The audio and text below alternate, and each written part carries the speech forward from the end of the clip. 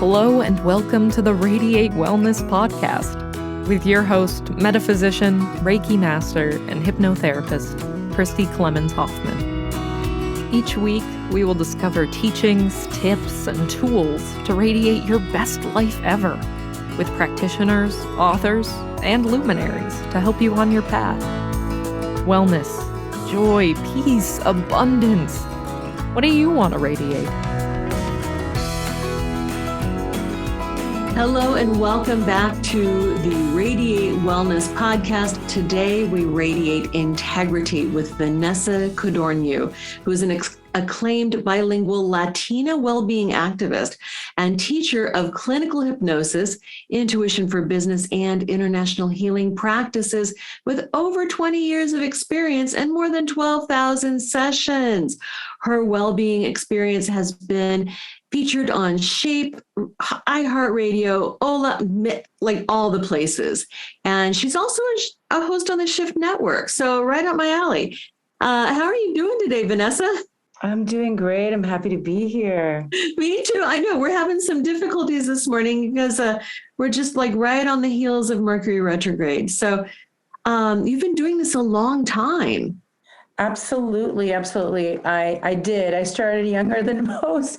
I grew up in a spiritual South American family. My family is Argentinian and Catholic based, but we would sit over, lunch or breakfast, dinner, whatever it was, and be like, oh, I had a dream, un sueño. And we would take it seriously. And if we felt like we could help a family member, we'd actually call them and warn them. But there was always truth to it. And so we knew, we didn't have the word empath, but I would walk into a room and pick up anybody who would have their back towards me. I'd suddenly feel this wave. And my mom taught me that very young, like, oh, you're like my mom, you pick up emotions. And so there was some sort of literacy, openness, awareness that spirit was part of our lives, that we all were intuitive. And so at 16, I came home. I was telling my mom the story about a Ouija board in the high school, and kids, don't try this at home, or adults. We have other tools that we can access the portals of connection to spirit. But she's like, bring it home. We're going to experiment. Brought it home, blindfolded me, turned it around. I was like, let's see, because she's a journalist back home in Argentina. And she's like, let's see what you get. And that's when I knew, like, I already knew I was intuitive as a kid, but suddenly I saw people in my head. I heard old Spanish that has a th sound. So it's like Shakespearean Spanish, I guess, old Spanish. Yeah. And I'm like, pues, this man is talking this way and he looks like this with a plume. He's saying he's your guide. And mom, what's happening to me? And I have the blindfold on. And then I'm like, oh, this is happening. And this woman coming out of the river, dripping wet with a little kid. And there's a car in the river saying, take care of dad. Who is this woman? So when she took the blindfold off, she's like, sit down, be calm, brings this photo of my dad, opens it back, pulls out a picture, and it was the woman that I described. And she told me it was his ex-girlfriend, who they broke up. She married somebody else, had a baby, and then they died in a car accident in a river when the bridge collapsed. So at 16, like, this world blew open, and I started to be in service to my community. And so that's how young I started, how early I started. Mm-hmm. Wow, that is amazing. Now, you also talk about and maybe practice something called Brujeria. So brujeria really is the combination. We were colonized. Latin American people were colonized. Mm-hmm. Even if we are part European or maybe look more European than not, we are also indigenous and most likely West African roots as well, due to colonization and unfortunate parts of history, sadly. And so brujeria it's Catholicism, but then it's focusing on connection to the earth and prayer and feeling like you can actually impact your reality, right? By focusing your own power and your own energy. And so that means, that I believe that I have a connection to the earth, to the sun, the moon, the stars. I follow the stars from a young age, probably, 19. And, during the new moon, I always see, for years now, when the full moon, I review, I integrate, I reassess. The dark moon release, lighting candles, doing sacred work. And what I mean by brujeria too is that it's like the reclaiming of something that has been told to us that was from the devil or satanic or evil. It's reclaiming our own inner power. I mean, the New Age world call it manifesting. The New Age world call it intention setting and affirmations. But we were around before doing our own indigenous mixed practices with Catholicism, and we called it, or people called it brujeria. So people still get scared when you say that, you know? And that means cleansing, it means clearing, it means grounding, it means grieving rituals, it means having an altar for your ancestors and lighting a candle remembering them. Well, I love that. And then in your press materials, it talks about reclaiming brujeria. I had no idea what that was. And so I had to Google it. And the first thing that came up with is this heavy metal, like death metal band. And I thought, my goodness, what does this woman do? But then I had to ask. But it sounds like just reclaiming some of the old traditions and reclaiming some of the things we know innately, and kind of like this feminine mystery as well, with the moon phases and the stars and et cetera. And the thing is, you know, we think about colonization. Colonization happened to everyone, right? And happened in Europe. We know about the witch hunts from the 1400s to the 1800s. When you get into Latin America in the 1500s, with a lot of the Spaniards, Portuguese, Italian, many other European countries coming in to take over. Now everybody's getting punished in the 1500s for believing in the animal spirits, right? Mm-hmm. They're getting tortured. They're getting forced to become Christian. And this is happening from the 1500s all the way to probably present time, where people are shamed. And so I'm still meeting a lot of Latinos who, if I say the word bruja, they're like, it's not Jesus. And I'm like, actually, because I was raised with that, I think Jesus is cool and Christ consciousness, right? And so I'm more about like, because again, I'm more mixed than I look. My ancestors are so mixed that for me, why not reclaim? You can reclaim your Jesus your way, not the colonized way. You can reclaim your indigenous connection to Pachamama, which is Mother Earth. You can reclaim also stregeria, which is like Italian witchcraft, right? You can reclaim your own indigenous from many different places. It's not so black and white. It's not so cut and dry the way the church has imposed it upon us, right? Or major religions have imposed it upon us. Right. Well, and today we are radiating integrity, which is integration and having all of the parts form the whole. So, I mean, that's perfect. The integration of all of these different pieces of your fabulously mixed heritage. You know, that's wonderful. Now, you know, your publicist contacted me and said that you talk a lot about toxic positivity. And that really caught my eye. What do you mean by that? Yes, I love that. And I think it's really important because with a lot of the spiritual world and a lot of the psychological world and you know, pop psychology, people have been, gotta be positive. So toxic positivity is the belief that no matter what dire or difficult situation you're in, people should maintain a positive mindset, right? It's like good vibes only. And like there are benefits to being an optimist, and we want to engage in positive thinking, but toxic positivity rejects the difficult emotions and difficult realities in favor of let's be happy. And in a way, it's really spiritually bypassing, right?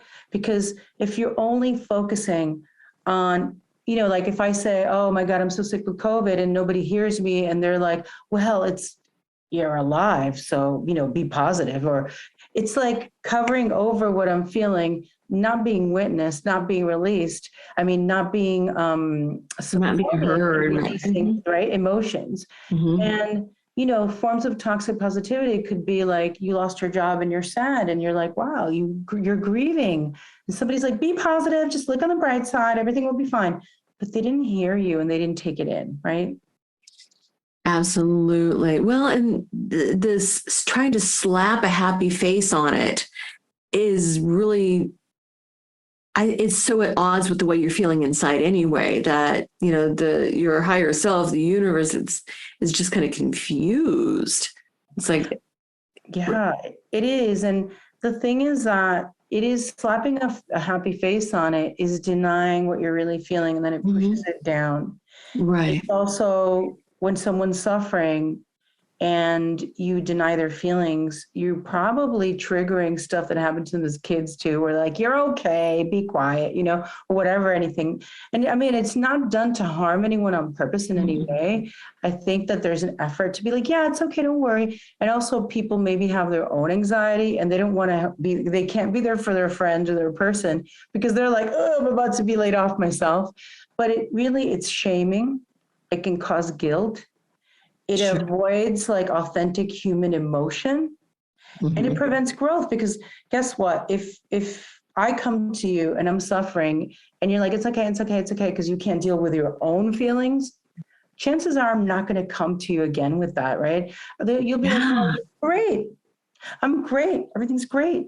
And then what kind of relationship is that really? Right. Absolutely. Yeah. It's a very, very, very surface level when we really need depth in our life. Right. Now, you talk about 3 mindset shifts that make room for a healthy emotional life. Can you talk about that? Yes. And that would be that, feelings are normal, that feelings are temporary. And so sometimes I think that there's the extremes, right? Like sometimes people are like, I'm mad, and they're going to be mad all day. Like I'll be like, somebody's telling me I'm mad. I listen to them, a friend. And then I'm like, oh, what is going to happen this weekend? Well, I don't know, because I'm mad. I'm going to be mad this weekend. I'm like, oh, okay. So you're planning to be mad for the whole weekend. You're like, okay. So you're going to hold on. And then the opposite, right? Where it's like, oh, I'm going to cover my feelings. So there's the holding on to the feelings. There's the covering and hiding from the feelings. And I think that the mindset shift is I have feelings. It is normal to have feelings. Feelings are fluid. Feelings are not necessarily facts, right? And that they're here, and that they can flow if I allow them to flow through me. So that's one of them. 2 of them are that, we have the power to make different choices that are going to create a different outcome. So if you're somebody who comes to me and says, oh, Vanessa, no one in my family, let's say the women in my family are always alone. We always get divorced. The men leave us. They have other families. It just doesn't work out because we're too strong, right? And that's like this mindset where you've taken on your great-grandmother's story or your mother's story, and now you've slapped it on yourself. You've believed in it, and now you're attracting all that to you. It's important to know that second mind shift. You have the power to make different choices. Does that involve therapy? Does that involve breath work? Does that involve some healing modality, EMDR, emotional freedom technique, something, a natal chart reading, whatever you need, hypnosis, to be able to process what got you into that mindset and to feel it and allow it to flow, and then to choose something different, right? Like, for example, in my family, everybody, I'm a psychic medium on one side for 3 generations, the other one 4. And they only did it for themselves. They didn't get paid. It was private. It was within the family. The minute that like my mom found out that I was going to go beyond just that service I did as a young person and actually have a business, which was years later, decades later, she was just like, no, don't do it. People get hurt. This is what happened to this person I found. This is what happened. And I'm like, Mom, I'm going to choose to create a different reality for myself. I'm going to be awake. I'm going to be paying attention to see if there's any harm or if anyone's coming at me who thinks I'm, a devil worshiper or into this metal band or whatever it may be, but not that they're connected at all. But I said, I'm going to step out and be the first one. And so we have the power of choice, right, to get the healing, to shift. And the third one is that if you are desiring or wanting something in your life, that if you feel called to a particular path in life, it's for a reason, right? So sometimes people say to me, oh, if God wants or the universe wants, I'll be able to sing. And, while I believe in the universe and God energy, F that. Like, if you want to sing, you go sing. And it doesn't mean, again, you've got to go get a singing deal, some recording deal, right? Recording contract. I sing musical improv for a hobby. Like, I'm in 4 teams, not all musical. And so I perform every weekend. I've trained and I've studied. and singing is healing for me. But we have this really black and white thinking in our society. Like, I've taken acting classes like in my 20s where people are like, why are you want to be an actress? No, I just want to find other parts of myself and meet them and explore like who I am and what I can do and my expression. Oh, but if you're not going for the Oscar, why are you going to invent in that? Why are you going to invest in that? And so there's an extremism. I mean, we're changing now. I think people are seeing the value of hobbies and also being present.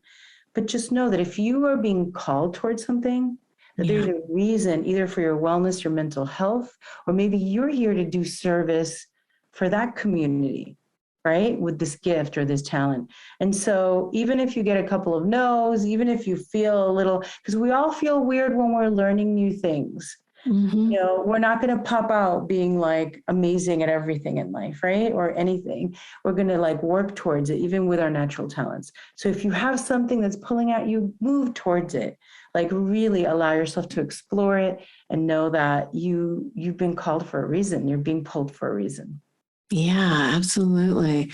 Now, you've taken these messages and this learning, and you've really built something spectacular with it, I have to say.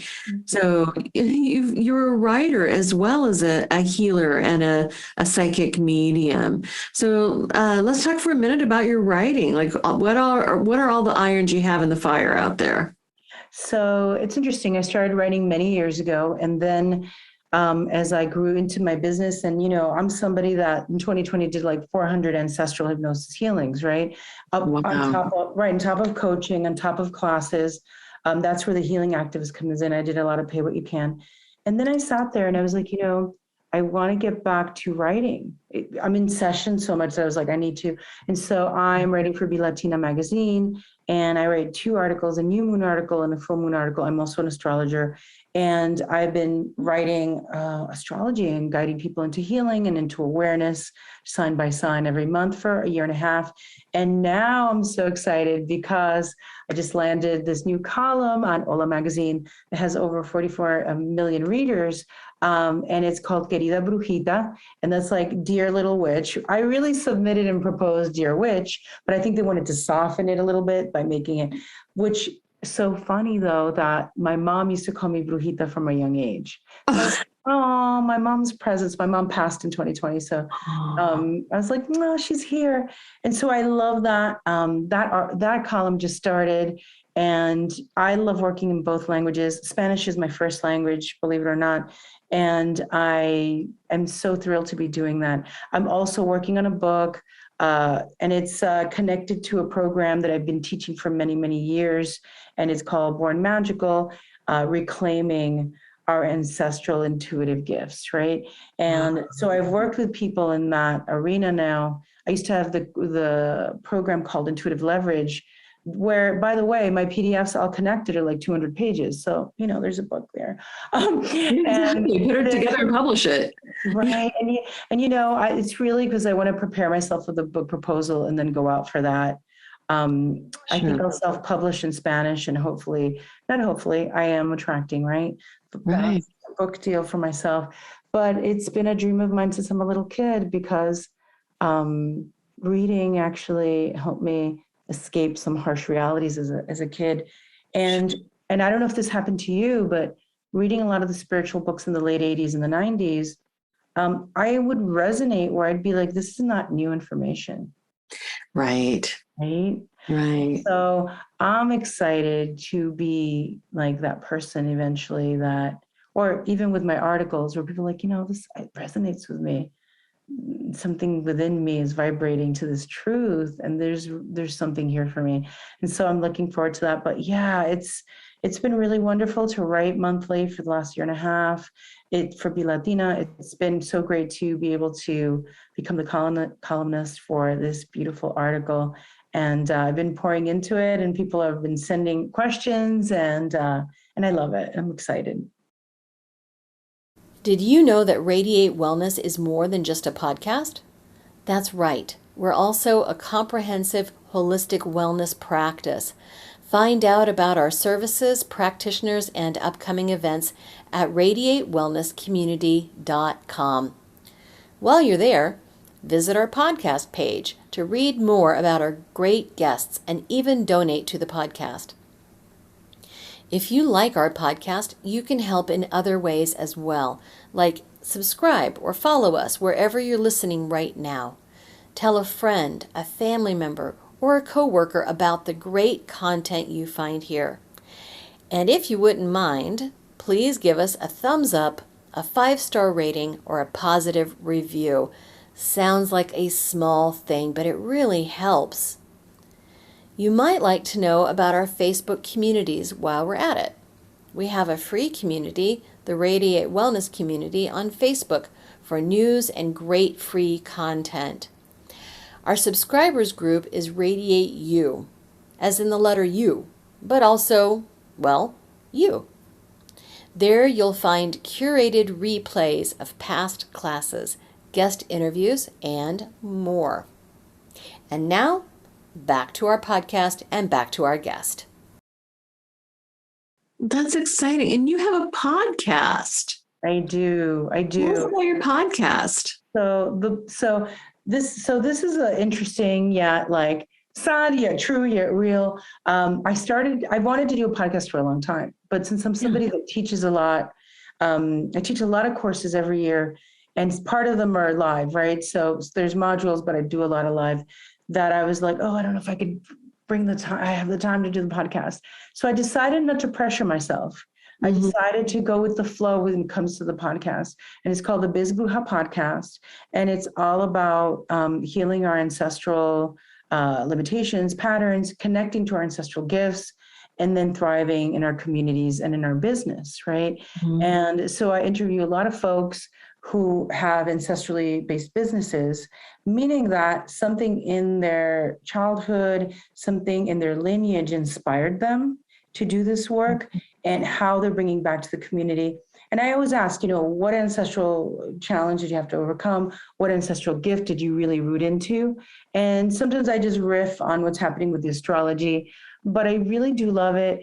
And I feel, now, and it's so interesting too, because sometimes it's, I've done it regularly. And then my dad passed in 2020 as well. My mom passed in 2020. I went through it. And then my younger brother passed, and my improv teacher. It was like, thank you. No, it was really, really harsh. I knew about it before it was happening, which doesn't soften the blow, really. It's just like, and my business tripled that year.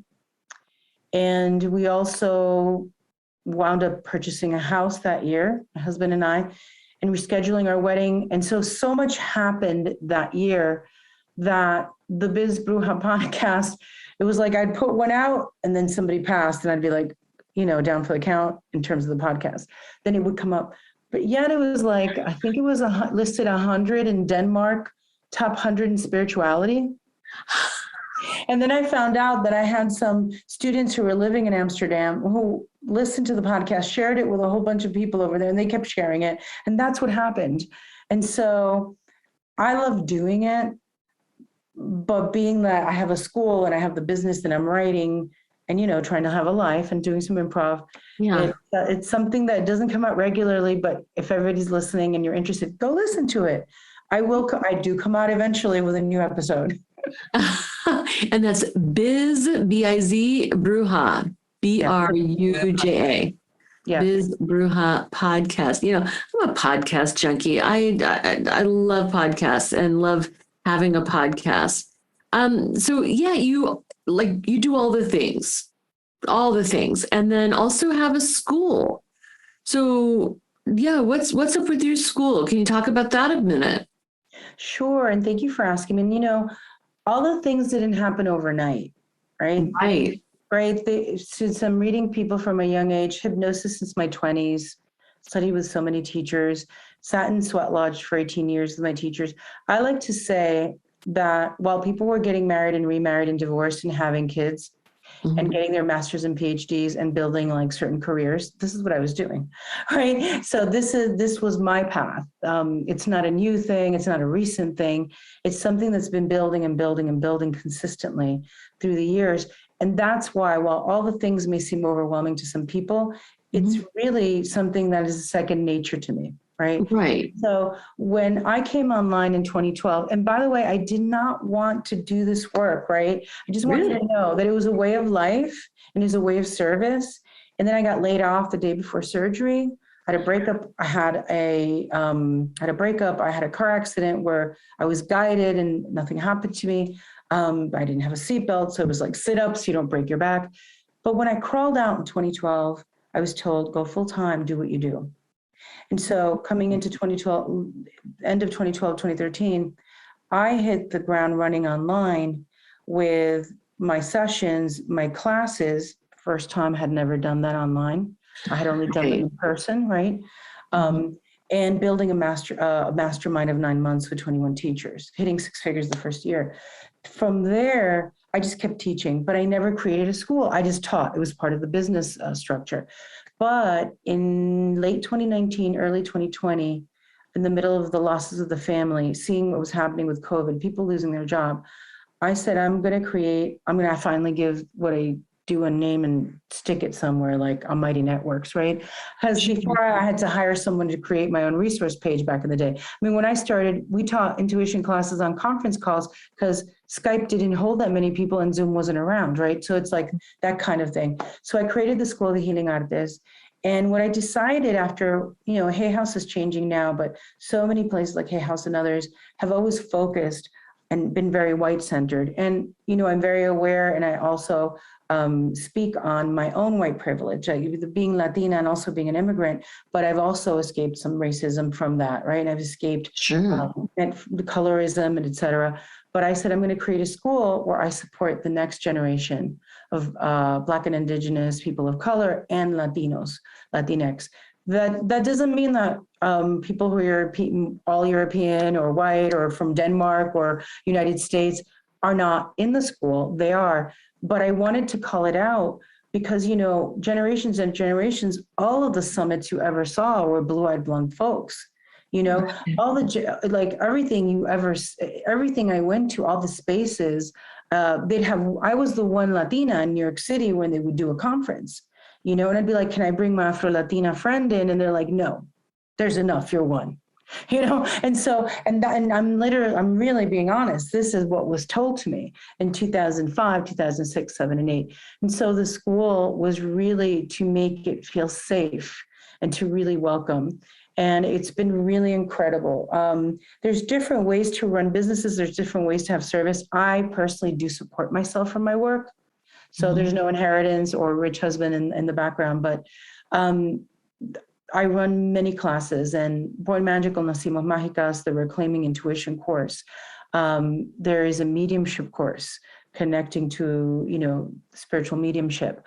There is a hypnosis training. There is a Reiki level 1, 2, and 3. I'm a master teacher in 4 different paths, and I've been teaching the Usui, which is the direct lineage to Makao Usui in Japan. This is a Japanese technique. And what I found is that it has structure, whereas energy healing and my indigenous practices, we pull things out of the body, the way I was raised, that I would be exhausted. And I felt when I was trained in Reiki when I was 22, that it gave me this structure where I could do the work, the energy runs through me, and then I walk away and I'm not weighed down. And that's something that I stepped out on in 2020 with a lot of folks. And, people would write me and be like, I don't have the $50. I haven't gotten the unemployment yet. I have 4 kids. This is what we're dealing with. And I'd be like, come in, just don't tell people, because then everybody will ask me for that. And, still, like I said, business tripled. There's a way to have a school, to have a business where we don't have to repeat, the abuses of capitalism, where we can still create opportunities for folks who haven't been given the opportunities through systemic patriarchy, racism, and we can also still bring income to support ourselves and thrive, right? And the school has touched so many people, majority Latinx, people of color, but like I said, also white and people from Europe and people from other places. And they've gone on in the last 2 years to now have Reiki practices, take their yoga practices to the next level. And that's really what I hope for. I don't have biological children. I hope that when I leave the planet, I left it a little better than when I found it, my part of the garden, my little area of the garden, and that there's many teachers and healers that I've supported and that they're now teaching people and guiding people and holding space with integrity, authenticity, and truth. Oh, that is beautiful. Yeah, I love and fully support the work that you're doing. I think it's great. And so I'm looking at your website now, the Urban Priestess. That's the old one. Oh, that's the old one. What's the new one? The Biz Bruja. And I do want to talk about it for a second. So when I was in New York, I don't even know, 20 years ago, I had already initiated myself as a priestess when I was 22. I had been initiated. And I just carried through my life as a priestess archetype, the channel between spirit and earth, supporting community, going to the divine first. Like whenever I made decisions, I was very conscious. There were certain opportunities in my life where my ex-fiance cheated 2 months before our wedding after 7 years, and I helped raise 3 kids. People were like, Vanessa, you're about to have a kid, just marry him, have the kid, and get divorced. And believe it or not, there's a lot of people who have done that. I've met a lot of people. Right. People do that. Just like, I want what I want, and I don't care. I'll divorce him later. I'll have what I have. But spirit, of course, wouldn't ever let me do that. And so when I devoted myself to being a priestess and then reclaimed the bruja later on, that's why I talk about reclaiming it, because priestess is a nicer word in society, right? It's like, oh, priestess. We talk about bruja, you think of somebody doing something mean or bad in the dark, in Latin American culture.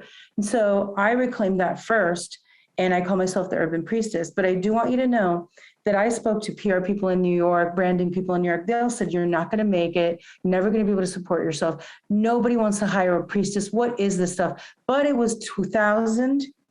Right. It was 2020, 2001, 2005, 2006, 2008. And then I turned around and everybody and their monkey's uncle was a priestess, a witch, a healer, the divine goddess, emissary of the channeled beings of the fifth dimension and the crystal workers of the universe. And I'm slightly making fun of it, but I'm not, because there's so many different ways to serve and so many different ways to bring in this work. But that was my history. And so I went to the Urban Priestess first. And then in 2018, 2019, I just kept hearing, you're a business witch, business bruja, Biz Bruja. And I'm like, no, I don't want to. And I was like, Vanessa, this is the next part of your reclaiming. Like, you're a brujita since you're a kid. Your mother called you that. All of your family has your mom had the ancestral altar. You've been talking about ancestral stories, ancestral healings since you're a kid. Now you do it in hypnosis, in ceremony. You got to come out. And so I think that there's many levels of unveiling. So my website's The Biz Bruja, BRUGA. Yeah, bizbruja.com. Yeah. I do have to get rid of the old one, but I leave it there because I find that there's so many people who are exaggerating about their careers now. They've been doing spiritual work 3 years, 5 years. They're like, I've been around 25 years and I know them, and they're not. And I don't understand why they feel they have to exaggerate.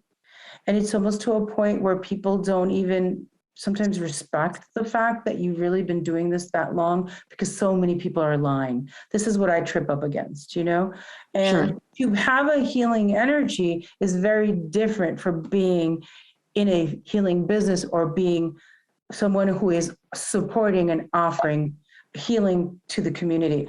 And I do believe that we do not need a little card, right? A little card that says I'm a healer to be a healer. We can be a healer as a podcast creator and having a platform. We can be a healer as a writer, we can be a healer as a postal worker. But the lies that I've seen are so rampant. And I have a long memory. I've been around a long time, right? So I'm like, I know you. I just read you a year ago. I know your truth, when you were like, I have no intuition. And now you're like, I had been psychic since I was born. And so I keep the Urban Priestess on to also show my history. Yeah. I mean, I find that as well in the Kansas City area, right? But I do believe that there's also a huge spiritual awakening going on right now, and gifts are developing very rapidly. Yes. Right. But to claim that you've been doing this for a long time, that's right. It's not an integrity. Absolutely. No, And you know what? Maybe people who don't know are, aghast or whatever, but you can also tell. I've heard interviews where they run out of stories. You can sit me here for 10 hours and there's stories of all the clients I've talked to. And so the thing is, this is like, why don't we just show up as we are, however we are? Right. I tell the truth that I really didn't want this path. I'm a Sun Taurus girl. I wanted to have a steady income because I was alone in New York. My rent was $2,000. I didn't want to be laid off the day before my surgery, but universe kind of said, you've been doing this since you're a kid. You've been giving it away sometimes and charging very little to your community. You can do this. You can actually step into this arena, have a school, do all the things. It comes with ease for you because you've been doing it your whole life. Let's go. And then I'm like, no, please. So I was kind of pulled into it, kicking and screaming, Right. Absolutely. I mean, well, and there is that kind of ancestral memory in a way of being punished for doing this type of thing, for being outcast. I see it. I do regressive hypnosis. And so I see many other lifetimes where people are, and it's like, I'm practicing this thing, but I have to do it in secret. Nobody can find out about just centuries of this. So I can understand. It's a little fearful to step out, but you seem to be killing it, just crushing it. But I did so much. Let me tell you, from the 20s to like 40, I did so much healing. I did so much hypnosis, self-hypnosis and hypnosis with other healers.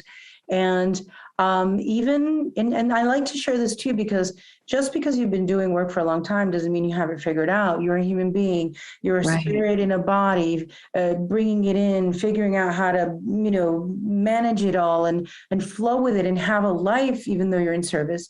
In 2015, I was like, okay, I've been in therapy. I've done ancestral work. I am a healer, a seer, yet my relationships keep ending. And that's when I went and did family constellation therapy, and I went and did a past life regression that, like, it was kind of self-led by a leader, somebody who was guiding it, but we were really guiding ourselves because, it's harder with a group, because I've done group too. And I mean, the lifetimes that I saw where I was just like, either it's spirit or it's family and kids. It's spirit and it's family and kids. And honestly, when I was engaged before, while I did the monthly moon circles at my house, I wasn't doing all the things. I had the full-time job too, and I had the stepkids, but I was taming it down, right? A little bit. And in 2015, here I am, already successful online, big business, doing all the things, guiding retreats, being hired.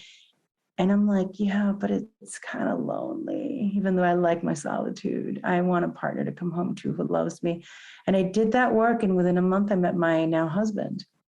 Oh, my God. Yeah. Anybody listening, like, we don't have it all together. We're always learning, we're always growing. And there's always a way, like, there's always a choice. Like, I sat there, instead of yelling and cursing out the universe, which I've done at times, I'm just like, let's do more work. If it's like the 100th thing I have to do, I will do it. And it was the thing. That's fantastic. Right. Is there anything that we have not covered that you think is important? Anything that we've left out that you would love for our listeners to know? Thank you so much for that question.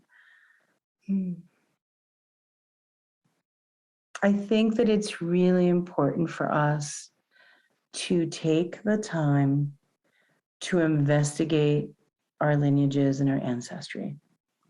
We all have different situations where we may not have all the pieces and know all the stories for different reasons. Immigration, all of the things. Right. But there's still a way, through ancestral hypnosis healing, through regressive hypnosis, through ceremony, through the books that attract you. It's really important to see what's happening in the subconscious. It's important to see what's happening in the spirit world, because you're like, yeah, I want to succeed. But then you're like, no, I can't go to the next level, right? And you pull back and suddenly you get sick, things happen. Or, yeah, I want love, but it keeps exploding, or it keeps ending. Or, yeah, I want to lose the weight, but something happens. A lot of the answers are not only past life rooted, because yes, I do that work and I love it. I love that work. ancestrally, there's so many gifts. And even if you don't like some ancestors, and even if you think that they all suck, doing the work of healing for yourself will also help them heal and also helps the future generations. Right. And it's really worth it. So I invite you to do that work. I invite you to reclaim your intuition. I invite you to allow yourself to connect to the energy that universe, God, the divine, whatever you want to call it, is not punishing. It's not going to punish you, because trust, then how many bad people in the world who are doing tons of horrible things, even right now as we speak, would have been struck down, right? And they're not struck down. They're still alive, even though they have a terrible diet. And so, whatever it may be, and they're harming tons and tons of people. And so this is a fallacy. Judeo-Christian religion, specifically Christianity, has done this to us. And even if you're Christian, even if you're Catholic, allow yourself the expansion that our divinity lies within, and the sacred is forgiving, is compassionate, is regenerative, is loving, is transformative, and that really it's humanity that's been very punitive. And so I leave you with that message, and sending you all so much love. And thank you for having me here. You are so awesome, really. Thank you. Thank you so much for joining me today. I had no idea what I was in for. This has been wonderful. Again, the websites are thebizbruja.com and the Urban Priestess, Vanessa Codorniu.com. And so I'll put the links in the show notes, of course. And I want to point everybody to those websites and the work of Vanessa. Thank you so much for joining me here today. Thank you so much. It's been wonderful. Thank you.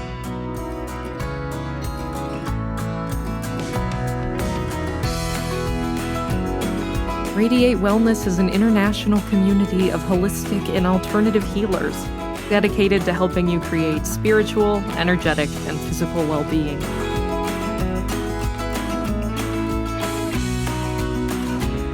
To learn more about our practitioners, services, classes, and events, or to schedule an appointment, visit us at radiatewellnesscommunity.com.